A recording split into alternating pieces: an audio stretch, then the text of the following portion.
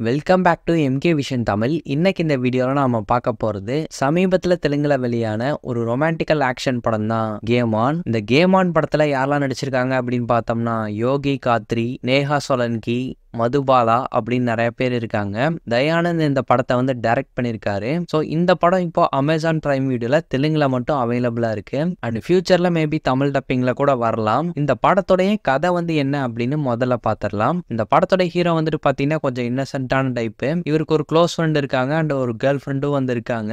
So இவர் வந்து தான் ஒர்க் பண்ணக்கூடிய கம்பெனியில் வந்துட்டு பார்த்தீங்கன்னா ஒரு கேமிங் கம்பெனி. ஸோ அங்கே வந்து இவர் சரியா பர்ஃபார்ம் பண்ண முடியாதனால இவரை வந்து கம்பெனி விட்டு தூக்கிடுறாங்க. ஸோ நம்மளை வேலையை விட்டு தூக்கிட்டாங்களே அப்படிங்கிற ஒரு கவலையிலே நம்ம ஹீரோ வரும்போது தான் இவரோட கேர்ள் ஃப்ரெண்டும் அப்புறம் இவரோட ஃப்ரெண்டும் சேர்ந்து நம்ம ஹீரோ வந்து ஏமாத்திருக்காங்க அப்படிங்கிறது லேட்டாக தான் ஹீரோக்கே வந்து தெரிய வருது. ஸோ இதுக்கப்புறம் தான் வந்து நம்மனை எல்லாருமே வந்து ஏமாத்துறாங்க அப்படின்னு சொல்லிட்டு ஹீரோ வந்து கவலையில் ரோட்டில் போயிட்டு இருக்கும்போது தான் அவர் கைக்கு ஒரு மொபைல் வந்து கிடைக்குது. ஸோ அந்த ஒரு மொபைலில் வந்துட்டு பார்த்தீங்கன்னா நம்ம ஹீரோக்கு வந்து ஒரு கேமை விளையாட சொல்லி வந்து டாஸ்க் வந்து கொடுக்குறாங்க. ஆரம்பத்தில் இந்த ஒரு விஷயத்த வந்து ஹீரோ வந்து அலட்சியமாக எடுத்துக்கிட்டாலும் அதுக்கப்புறம் ஒரு கேம் வந்து ஆடி பார்க்குறாரு. ஸோ இந்த ஒரு கேம் இவர் ஆடுறதுனால 1 லட்ச ரூபா இவருக்கு வந்து கிடைக்குது. ஸோ அடுத்தடுத்து வெவ்வேறு டாஸ்க் வந்து இவர் போறதுனால நிறைய பணம் வந்து இவர் சம்பாதிக்கிறாரு. அதாவது இந்த கேம் வந்துட்டு பார்த்தீங்கன்னா மொபைல் மூலமா ஆடக்கூடிய ஒரு கேம் வந்து கிடையாது.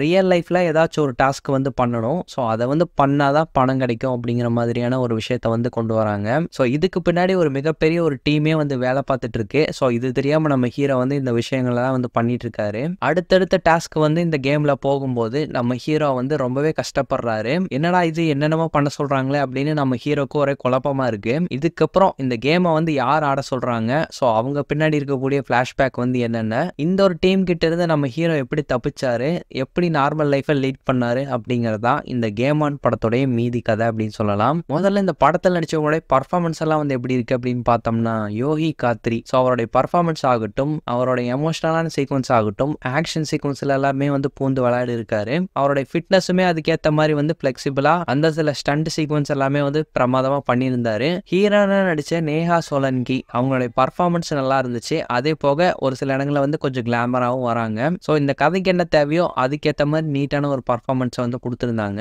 இந்த படத்துல மதுபாலா வந்து ஒரு இம்பார்ட்டன்ட் ரோல் வந்து பண்ணியிருப்பாங்க. கொஞ்ச நேரமே அவங்க வந்தாலும் அவங்களுடைய பர்ஃபார்மன்ஸை நீட்டாவே கொடுத்துருந்தாங்க.